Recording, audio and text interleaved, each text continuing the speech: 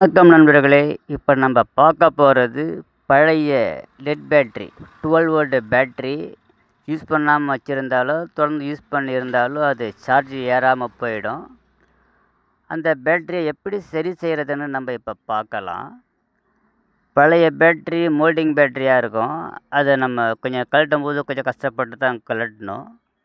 நான் 2 பேட்ரி வச்சுருக்கிறேன். ஒன்று கழட்டாத பேட்ரி, ஒன்று கழட்டியிருக்கும். சுற்றி சுரண்டி ஏதாவது சுவிட்சை வச்சு தட்டி கொஞ்சம் கஷ்டப்பட்டு கழட்டணும். கழட்டிட்டா அதில் நம்ம RO water, washing soda fill பண்ணாக்கா பழையபடி சார்ஜ் ஏறி உங்களுக்கு புது பேட்டரி எப்படி சார்ஜ் ஏறுதோ அதேமாரி ஆகிடும். முதல்ல நம்ம பார்க்கும்போது அதில் 1 வாட்ஸு தான் பவர் காட்டும். சார்ஜை போட்டதுக்கப்புறம் கடைசியாக பார்த்தீங்கன்னா அதில் 11.9 வாட்ஸ் வரைக்கும் பவர் காட்டுது. அதை வீடியோவில் கடைசியில் நான் காட்டியிருப்பேன். வீடியோ ஸ்கிப் பண்ணாமல் தொடர்ந்து பாருங்கள். அது எப்படி சரி செய்கிறதுன்ற முழு விவரம் உங்களுக்கு புரியும். நீங்களும் உங்கள் பழைய பேட்டரியை தூக்கி போடாமல் அதை நீங்கள் ரீப்ளேஸ் பண்ணி திரும்ப யூஸ் பண்ணிக்கலாம். இங்கே புது பேட்டரி வாங்குறீங்கன்னா $900 1000 வரும். இந்த பேட்டரி திருப்பி கொடுத்தா அவங்க 50 ரூபா தான் நம்மளுக்கு தருவாங்க. ஆனால் இந்த பேட்டரியை நம்ம சரி பண்ணி யூஸ் பண்ணியிருக்கலாம்.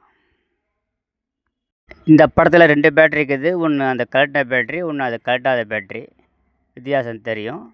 இப்போ இந்த ஆர்ஓ வாட்டரை நம்ம பேக்கிங் சோடா வச்சு மிக்ஸ் பண்ணிக்கிட்டு ஏதாவது சின்ன இங்கு ஃபில்லர் மாதிரி வச்சு ட்ராப்பாக அதில் ஊற்றி ஃபுல் பண்ணிக்கலாம். அப்படியே ஊற்றினாக்கா அது கரெக்டாக அந்த ஹோலில் போகாது, கீழே மேலே சிந்தி வேஸ்ட்டாகும். பெரிய காஸ்ட்டு கிடையாது, இருந்தாலும் வேஸ்ட்டாகும், இல்லை ஈரமாகும். நம்ம இந்த ட்ராப் வச்சு ஊற்றினோம்னாக்கா பாயிண்ட்டாக துளியாக ஊற்றினோம்னாக்கா அது ஊற்ற இழுக்கும். உங்களுக்கு ஃபுல்லாகிற மாதிரி இருக்கும். வெயிட் பண்ணிங்கன்னா உள்ளே இறங்கும். இறங்கி தான் அது நல்லா ஃபுல்லாகும். கொஞ்சம் நேரம் வெயிட் பண்ணி ஊற்றணும். ட்ராப்பாக ஊற்றணும். ஊற்றினா ஃபுல்லாகிற மாதிரி இருக்கும். அப்போ கொஞ்சம் நேரம் கழிச்சு இன்னொரு ட்ராப் ஃபுல் பண்ணும்போது திரும்ப அது டவுன் ஆகும். அப்படியே கொஞ்சம் நேரம் ஒரு 10 மினிட்ஸ் அதை ஊற்றிக்கிட்டே இருந்தீங்கன்னாக்கா பேட்டரி ஃபுல்லாக ஆர்ஓ வாட்டரும் அப்போ வாஷிங் சோடாவும் பேக்கிங் சோடாவும் மிக்ஸ் பண்ண வாட்டரை நீங்கள் ஃபுல் பண்ணிட்டீங்கன்னாக்கா திரும்ப நீங்கள் சும்மா ஒரு டேப் போட்டு கூட முடிக்கலாம். அது பழையபடி சீல் பண்ண தேவையில்லை. நம்ம சார்ஜை போட்டனாலுமே அது சார்ஜ் ஏறிடும். அது பழைய மாதிரி நம்ம யூஸ் பண்ணிக்கலாம்.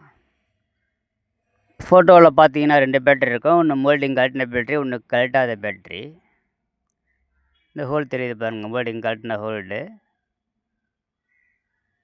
ஆமாம், ஹோல்டில் சின்ன சின்ன ட்ராப்பாக விட்டிங்கனாக்கா பேட்டரி ஃபுல்லாகிடும். பாருங்கள், பேட்டரியில் ஓப்பன் பண்ணி வச்சுக்கிறேன். அதில் நான் சின்ன சின்ன ட்ராப்பாக ஃபுல் பண்ணுறேன் பாருங்கள்.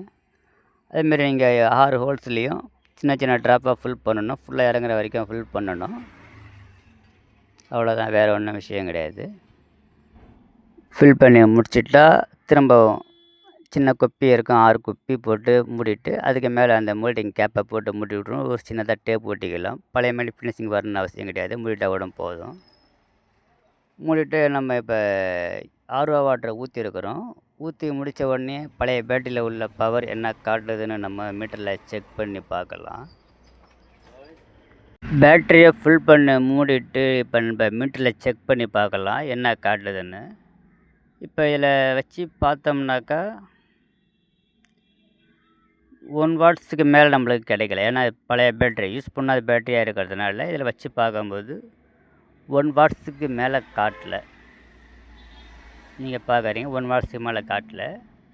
இப்போ நம்ம அதை சார்ஜை போட்டிருக்கிறோம். ஒரு இதில் சார்ஜை போட்டுட்டு மீட்ரு வச்சு செக் பண்ணி பார்க்கலாம். ஒரு 5 ஹவர்ஸ் 6 ஹவர்ஸ் சார்ஜ் ஏறினதுக்கப்புறம் இப்போ நம்ம வச்சு பார்க்குறோம்.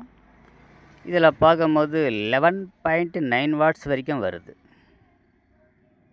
தெரியுதுங்களா? இப்போ நம்ம ஆர்ஓ வாட்டரையும் பேக்கிங் சோடா மிக்ஸ் பண்ணி ஊற்றி வச்சதுக்கப்புறம் நம்ம சார்ஜை போட்டுக்கிறோம்.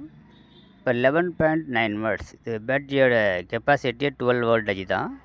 ஆனால் இதில் 11.9 வரைக்கும் நம்மளை இதில் காட்டுது. இல்லைங்களா? இப்போ புது பேட்டரியில் என்ன சார்ஜ் ஏறுதோ அந்த அளவுக்கு கிட்டத்தட்ட ஏறிடுச்சு. இன்னும் சார்ஜ் நிற்கிற டைமிங் வேணால் முன்ன பின்ன இருக்கலாம். ஏன்னா இது பழைய பேட்டரியாக இருக்கிறதுனால. ஆனால் இது நீங்கள் நல்லா யூஸ் பண்ணியிருக்கலாம். இதில் லைட் எரியும், சின்ன சின்ன லைட்டு போடலாம். வேறு சின்ன இன்வெர்ட்டர் வச்சு எதுக்கு யூஸ் பண்ணிக்கலாம். தொடர்ந்து பாருங்கள். அது